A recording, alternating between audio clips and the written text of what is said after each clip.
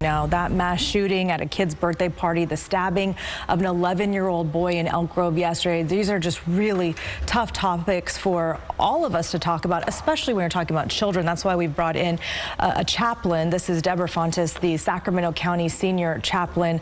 Deborah, thanks for joining us to talk about this. What is the best way to approach talking about this, not just amongst adults, but also with your children and people in your family? I think given the nature of the events that have happened, not only in Stockton, but here in our own community, it's really important that we have open and honest conversations with our children, age appropriate, of course, and listen to what they have to say. What is their biggest concern? What is their fear? And just listening to them, never assuming that they're fine or it's not impacting them. But I think it just gives an opportunity for families to really come together and have open communication. Yeah, sometimes kids do say, oh, I'm fine, I don't care, I'm fine. What if your kid's saying that, but you kind of get the feeling that they're not fine? Well, I want to ensure parents that you know your children, so you know when they're not fine, and just asking them, so what have you heard, what do you know? And getting that conversation started, and I think they would be surprised to find that their children are more astute than they realize. Right, and I think the children, even if we just talk about the Elk Grove situation, there's a whole school of kids who are, probably know these two siblings, Mm-hmm. The one who was killed, the one who, witnessed the brother in pain.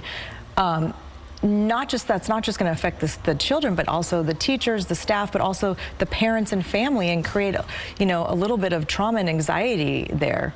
Yes. So I think it's really important, again, as a community, to utilize resources that are in your community, such as chaplaincy, such as EAP, if you have that available to you, and other community resources that are available to the families, that they can get that support for their children and themselves.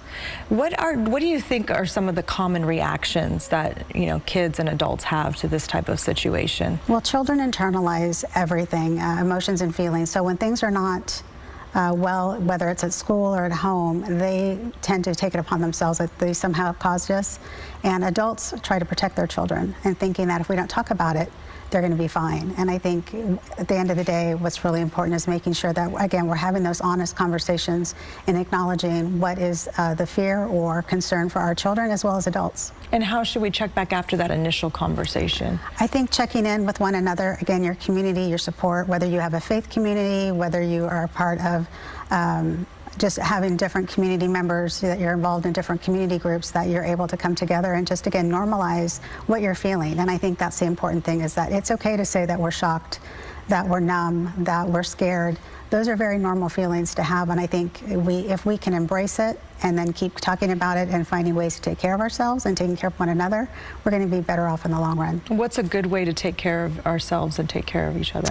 I think one of the ways is just listening to one another. That's 99% of self-care, is just being available to listen to one another, normalizing what we're thinking and feeling, but also doing something with that. So what are our coping skills that we can incorporate into our daily lives, whether that's walking, if you're a person of faith, praying, meditation. So there's just different components that you can incorporate into your family life as well. Maybe taking community walks as a family, incorporating those healthy mechanisms of eating and sleeping, and again, finding that support that works for you. Or maybe a random act of kindness. A random act of kindness, absolutely. Right. Thank you so much for being here. We really appreciate your information. Thank you.